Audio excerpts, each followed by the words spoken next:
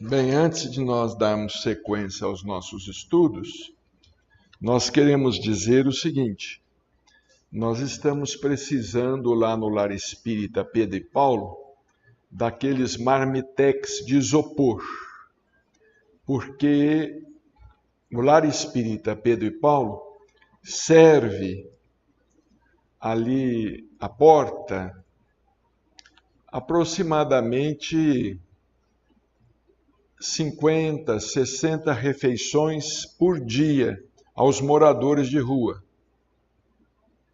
Então, na hora do almoço, na hora da janta, muitos moradores de rua, muitas crianças, muitas pessoas carentes vão pedir alimento no Lar Espírita Pedro e Paulo. E nós servimos com aqueles marmitex de isopor. Então, aqueles que puderem cooperar conosco, nós estamos precisando dos marmitex. Quiserem trazer para cá, quiserem levar lá no Pedro e Paulo, esses marmitex de isopor. Não tenho ideia do preço, mas não deve ser assim tão caro. A gente consome lá aproximadamente 50 por dia. Às vezes um pouco mais. Às vezes no almoço, 30, 32 pessoas, 28. Na janta, mais 20, 25. É um pouco variável. Bem, hoje, dia 12 de outubro, no calendário da igreja, comemora-se o dia de Nossa Senhora Aparecida, considerada padroeira do Brasil.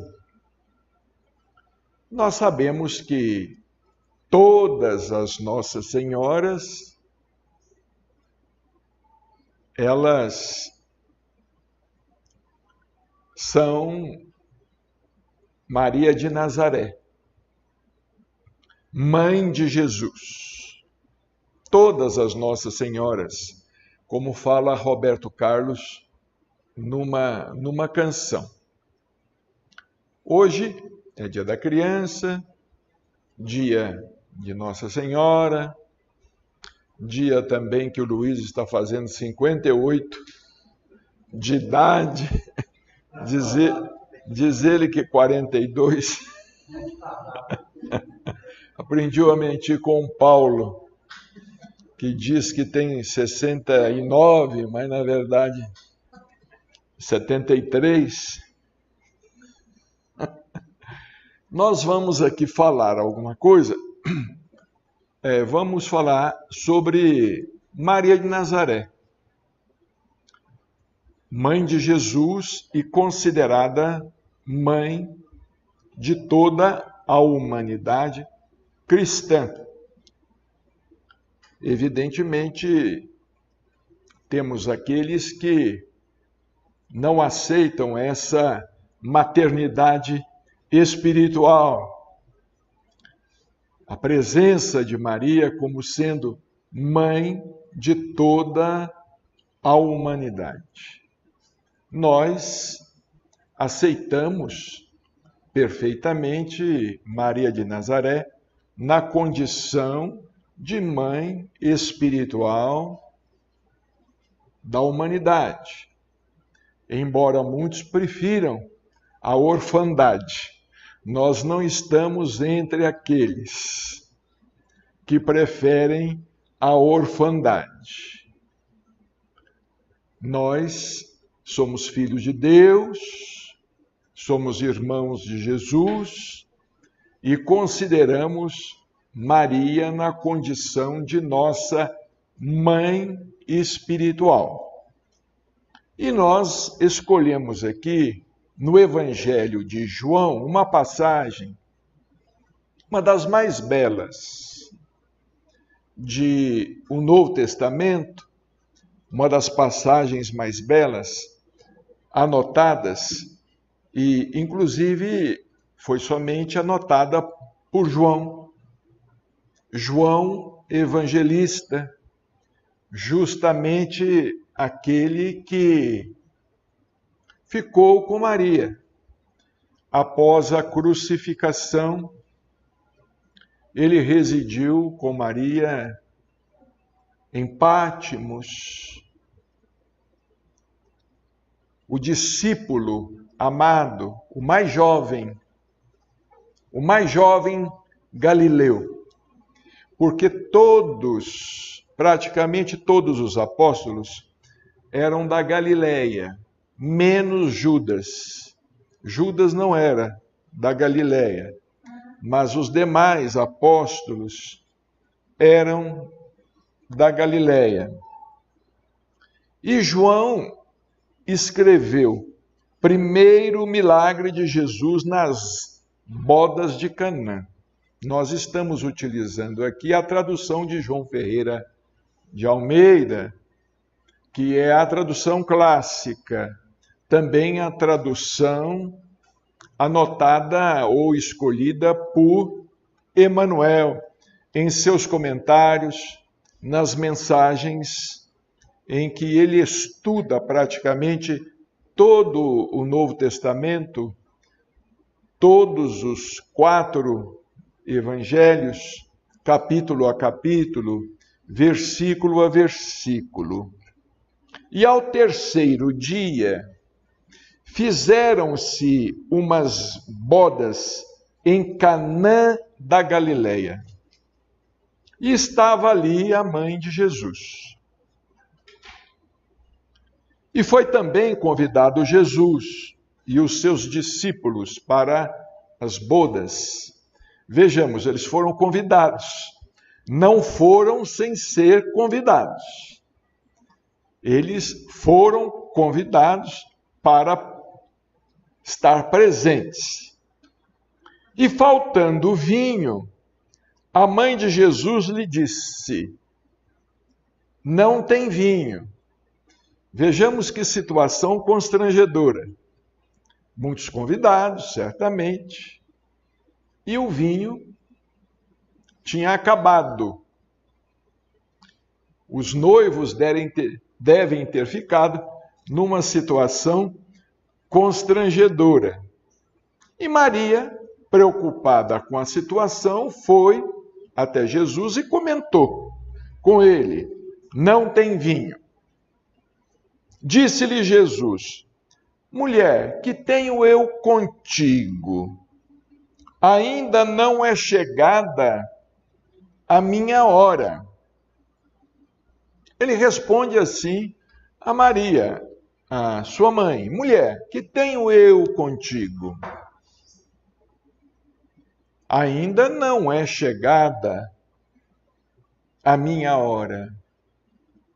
Não era, mas passou a ser naquele momento. Vejamos bem que Maria, naquele momento, ela foi medianeira.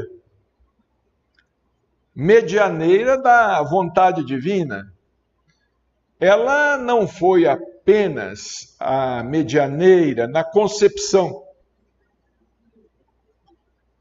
Ela não foi apenas medianeira quando permitiu a encarnação do Verbo, quando permitiu que, por seu intermédio, o Verbo se fizesse carne, ou seja, a palavra de Deus, porque Jesus sobre a terra foi a encarnação do Verbo, a encarnação da palavra, como nos fala irmão José no livro A Face do Amor, no prefácio do livro A Face do Amor. A face de Jesus foi a face com que Deus se revelou a todos os seus filhos na terra. Como nos fala lá irmão José, porque Até então, nós poderíamos alegar que éramos filhos de um pai que não conhecíamos. Sabíamos, como sabemos que temos um pai. Mas, como os traços fisionômicos de meu pai? Quem é meu pai? Como é meu pai? Eu nunca vi a face de meu pai, o rosto de meu pai. Claro que hoje nós aprendemos a ver Deus em tudo. Nós aprendemos na doutrina espírita a ver Deus em toda parte, a ver Deus na natureza, a ver Deus no próximo, a ver Deus na criação, aprendemos. Mas imaginemos lá há 2000 anos atrás, e não tanto, menos ainda, imaginemos há alguns séculos atrás, sou filho de Deus, mas não conheço meu pai. Eu não conheço a face do meu pai, o rosto de meu pai. Eu não tenho uma foto, eu não tenho uma fotografia, eu não tenho uma pintura. Dizem que eu me pareço muito com ele. Eu me pareço muito com ele. Interessante. Porque todos nós somos parecidos com Deus, homens e mulheres.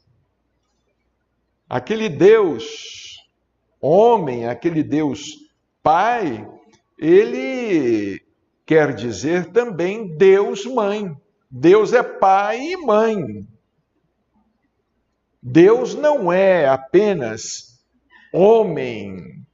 Ele não é apenas o Criador, é também uma força criadora, uma inteligência criadora. Todos nós somos parecidos com Deus. E interessante que, segundo os historiadores, principalmente segundo uma carta de Públio Lentulus, Jesus era muito mais parecido com sua mãe do que com seu pai.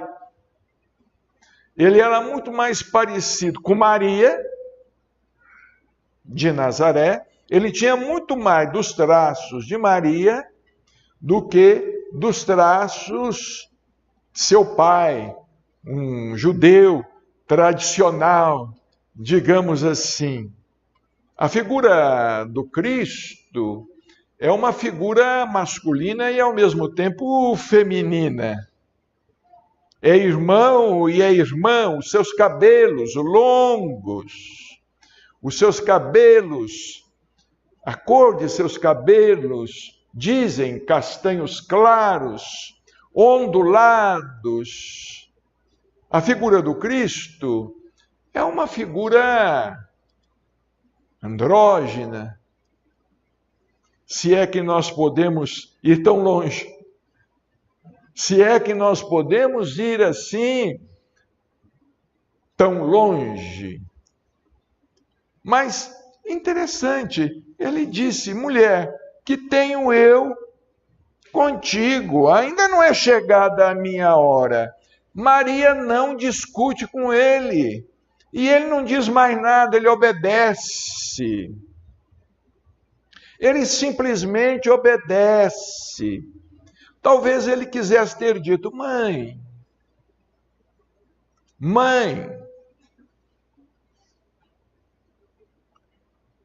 talvez ele quisesse ter dito.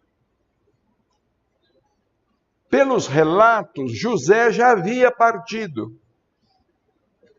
José da Galileia, pai de Jesus, ele era mais velho que Maria.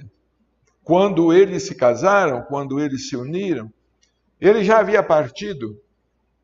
A presença, nós não nos deparamos com a presença de José aqui nos evangelhos, senão no início, logo ali no primeiro capítulo. José certamente não estava presente, já havia partido da terra. Ele não reclama, ele obedece, ele só pergunta à mulher, ainda não é chegada a minha hora, mas passou a ser. E ela também não diz nada. Ela não discute com ele e ao mesmo tempo ordena. E ao mesmo tempo ordena. Sua mãe disse aos serventes: fazei tudo quanto ele vos disser. Porque ela sabia, ela tinha noção da capacidade dele. Ela já sabia. Os evangelhos não contam, pelo menos os canônicos. Os evangelhos apócrifos, considerados apócrifos, o evangelho de Tomé, o evangelho de Bartolomeu, mesmo o evangelho de Nicodemos, que escreveu Atos dos Apóstolos, Atos de Pilatos, escreveu Atos de Pilatos, Atos de Apóstolo foi escrito por Lucas. O evangelho de Madalena, muitos escreveram. E esses evangelhos são considerados apócrifos, mas falam dos poderes espirituais de Jesus na infância, na adolescência, da sua condição espiritual, do que ele fez. Porque, na verdade, Jesus inicia o seu messianato, a sua tarefa, a sua missão de pregar a Boa Nova aos 30 anos de idade. Ele era mais jovem que João Batista, apenas 6 meses. João Batista era mais velho que ele, 6 meses. Eles eram primos. Jesus era primo de João Batista, porque Maria era prima de Isabel. Então vejamos, Maria diz assim: fazei tudo quanto ele vos disser. Ela não alterca, ela não discute, e Jesus não diz mais nada, ele obedece. E é justamente ali nas bodas de Caná da Galileia que tem início, vamos dizer assim, a sua missão divina. Naquele momento, porque ali ele vai transformar a água em vinho. E muita gente acha que Jesus transformou meio litro de água em vinho. Ele transformou mais de 100 litros. Pelo que nos diz aqui. E estavam ali postas 6 talhas de pedra para as purificações dos judeus. E em cada uma cabiam 2 ou 3 almudes. O almude era para medir líquido.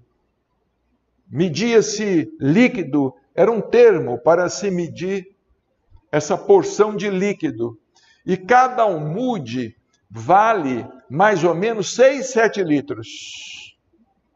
Em cada talha, está aqui, olha, cabiam de 2 a 3 almudes, quer dizer, em cada talha, no mínimo 15 litros. Eram 6 talhas. Eram 6 talhas. 15 por 6, 90.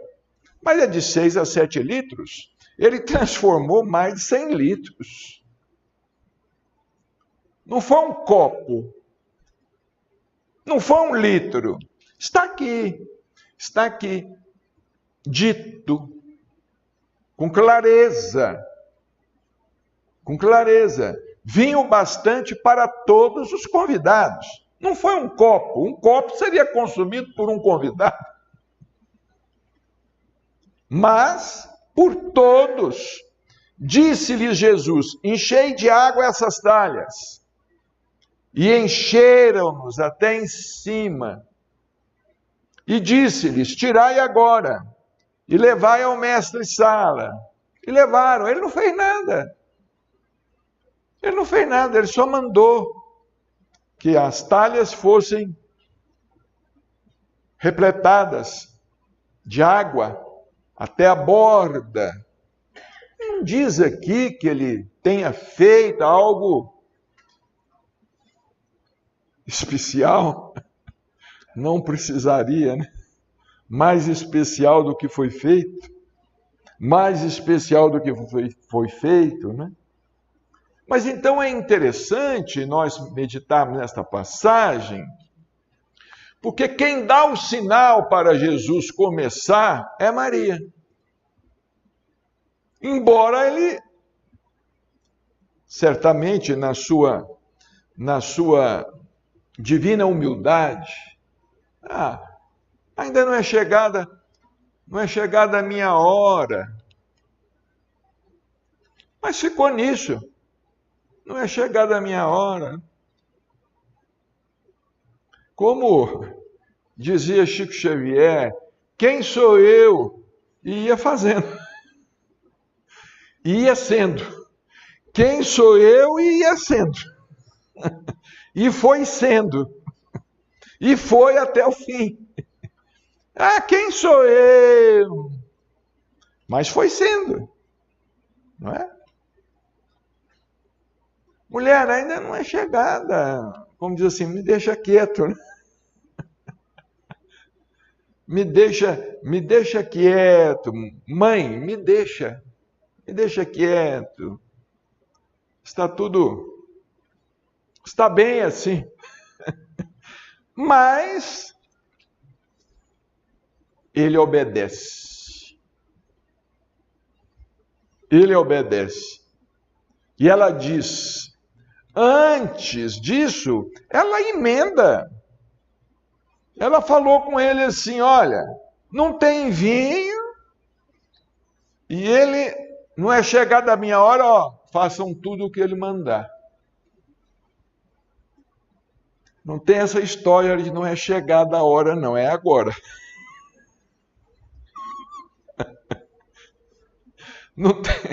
Não tem essa história, é agora. Então vejamos que naquele momento, ela logo emendou, fazei tudo o que ele vos disser. E esta frase, que inclusive é o título da obra que o doutor Inácio vai lançar esses dias, fazei tudo o que ele vos disser, que é a obra de número 50 do doutor Inácio Ferreira. Fazei tudo o que ele vos disser. Ele escreveu antes, um novo mandamento vos dou, e agora, fazei tudo o que ele vos disser. Esse é o novo mandamento. Fazei tudo. E é por não fazer tudo o que o Cristo nos diz aqui, nos diz é que a humanidade se encontra na situação em que se encontra. Justamente nesta perturbação muito grande. Ainda hoje lemos uma notícia, não sabemos se corresponde à realidade, porque a internet está repleta de fake news, mas o Papa Francisco I diz que a Igreja vai adotar uma nova Bíblia. Hoje, nós tivemos a oportunidade de ler esta notícia, nos parece que não é fake news. Certamente, alguns teólogos da Igreja, alguns estudiosos, estão reunidos porque querem simplificar ou apenas, vamos dizer assim, divulgar a essência, porque, segundo a palavra que lemos do Papa Francisco I, a Bíblia, ela, como ela foi escrita, está escrita, ela atendeu a um período histórico, mas nós estamos em novos tempos. Eu me recordo de Chico Xavier há muitos anos atrás. Há muitos anos atrás ele falou assim, eu tinha vontade de o Novo Testamento e só escrever as palavras de Jesus num caderno, tirar todas as narrativas. as narrativas. Ou seja, porque os apóstolos, nós temos aqui muitas coisas dos apóstolos descrevendo, narrando. Então Chico dizia, eu tinha vontade de apenas destacar só as palavras que Jesus disse num caderno. Certa vez nós procuramos fazer isso e chegamos a fazer isto num caderno, só colocando as palavras de Jesus Cristo, né? E logo que o mestre Sala provou a água feita vinho, não sabendo de onde viera, se bem que o sabiam os serventes que tinham tirado a água, chamou o mestre Sala ao esposo. Dizem que este casal era parente de Maria, por isso é que eles foram convidados para as bodas de Caná, na Galileia. E disse-lhe, todo homem põe primeiro o vinho bom, e quando já tem bebido bem, então o inferior. Mas tu guardaste até agora o bom vinho. Quer dizer, Jesus transformou a água em vinho de excelente qualidade. Além de tudo, de excelente qualidade. Jesus principiou assim os seus sinais em Caná da Galileia e manifestou a sua glória, e os seus discípulos creram nele. Pelo menos naquele momento creram nele, né? Porque nós somos assim, meio assim, não é? Cremos hoje, descremos amanhã, tornamos a crer depois da manhã, e entre crença e descrença, nós vamos caminhando, né? Depois disso, desceu a Cafarnaum, ele e sua mãe, e seus irmãos, e seus discípulos. Os irmãos dele estavam lá. Dizem os historiadores, não é? Irmãos por parte de pai, por parte de José, porque Maria teria tido apenas Jesus, não é? Mas são assuntos complexos, delicados e que não interessam muito. E ficaram ali não muitos dias. Então hoje, como é dia no calendário da Igreja Católica, considerado o dia de Nossa Senhora Aparecida, que Nossa Senhora da Aparecida, Nossa Senhora de Lourdes, Nossa Senhora da Abadia, Nossa Senhora do Carmo, Nossa Senhora de Fátima, todas as Nossas Senhoras é Maria de Nazaré, ou se referem a Maria de Nazaré, não é? É como fala a formiga numa trovinha, não é? A única santa no céu que tem mais de 1000 nomes é Nossa Senhora, é Maria de Nazaré. Os demais santos só atendem por um nome só. Mas Maria atende por todos os nomes. Não é? Maria é muito interessante essa trovinha. Ele escreveu essa trovinha, eu acho que tem 1 ano ou 2. Eu não me recordo dela completamente, não. Mas é a única santa do céu que atende por 1000 nomes, digamos assim. É Maria, né? E é como toda mãe. Mãe é mãe. Não é? Mãe é mãe, não importa o nome. É mãe. Então nós quisemos hoje prestar esta singela homenagem a Maria de Nazaré, para nós pensarmos nisso, nos méritos espirituais de Maria de Nazaré. Primeiro, aceitando aquela gravidez, aquela gravidez que até hoje é discutida por aí, e depois tendo que fugir para o Egito, e não foi uma fuga fácil. Se a gente for observar, de Belém ao Egito, aproximadamente 400 quilômetros. Vamos imaginar fugir, não é? Fugir mais ou menos assim, uns 400 quilômetros ou um pouco mais, não é? Com a criança recém-nascida, que muita gente fala, fugiu para o Egito, pensa que é fugir daqui para a água comprida, né? Não, era longe. E as estradas não existiam. As estradas não existiam, não existia nada, não é? Então, que nós possamos aproveitar essas reflexões, para que nós possamos realmente ter Maria em nossos corações, não é?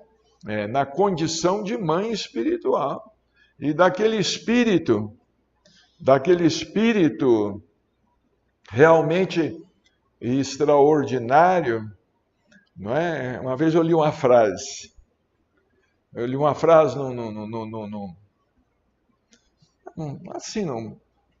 traseira de um caminhão.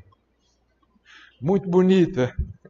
Diz assim: pede à mãe que o filho atende. Se o filho estiver demorando a atender, vamos pedir à mãe. Então, que Jesus nos abençoe, né? E nos ampare.